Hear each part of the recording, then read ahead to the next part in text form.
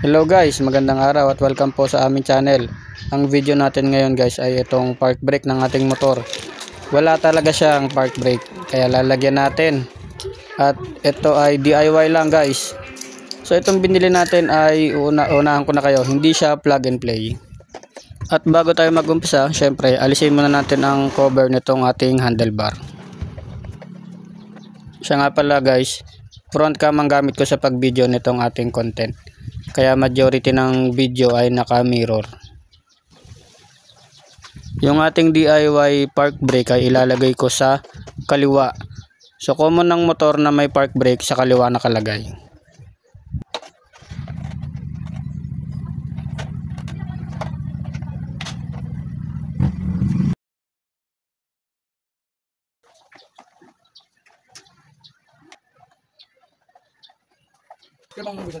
Hindi. Wala eh. Hirap isang pag-click na lang sa kanya.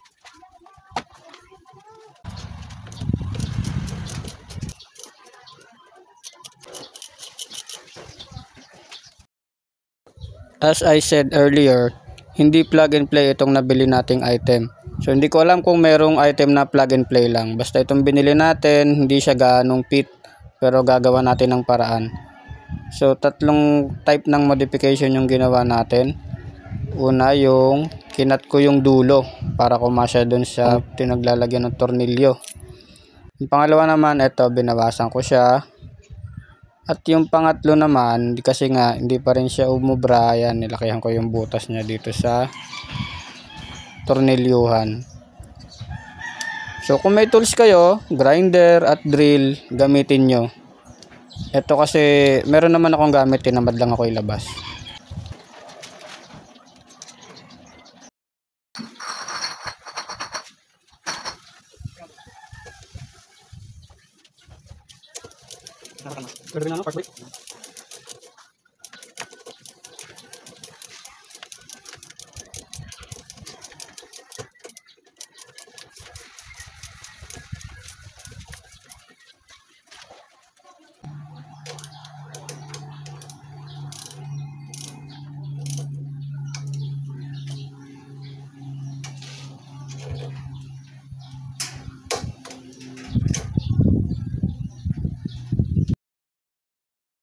At ito na nga yung ating finished product. So nilagyan ko siya guys ng lock washer para nakapix lang yung item na nilagay natin dyan.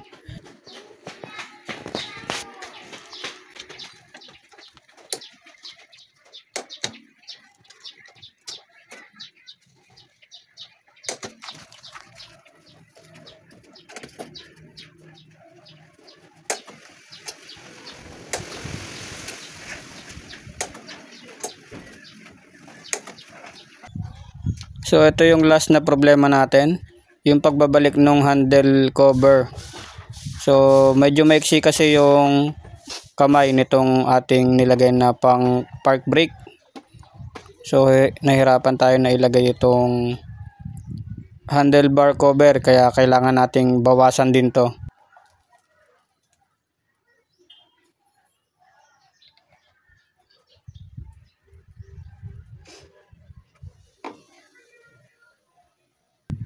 So ito yung ginawa ko, binawasan ko siya dito. So ingatan natin na pangit yung pagkakakat natin sa kanya. At syempre ingatan din natin yung paghawak ng blade or ng blade cutter para hindi kayo masugatan. So nung nakat ko na siya or nabawasan ko yung handlebar cover, so hindi na siya mahirap ikabit. Plug and play na lang uli yung cover natin.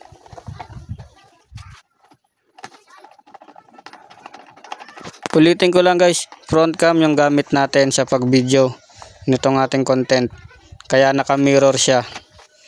Yung park brake na ginawa natin, sa kaliwa natin yan inilagay, sa kaliwa ng handlebar nitong ating motor.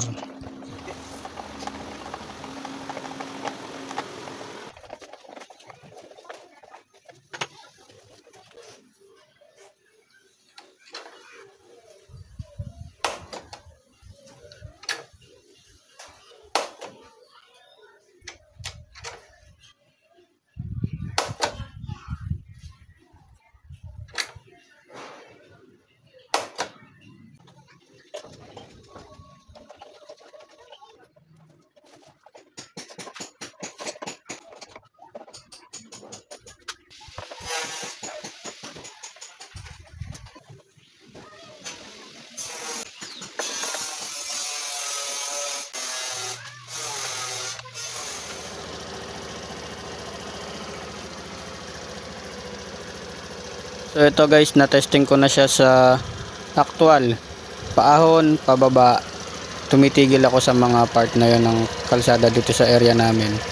Effective siya, depende rin sa setting ng preno mo. At etong ginawa ko, walang tapon. So effective siya. At hindi siya nasayang, hindi nasayang yung ipinambili natin dito. So hanggang dito na lang. Salamat sa panonood. Ingat po tayo lagi. Paalam.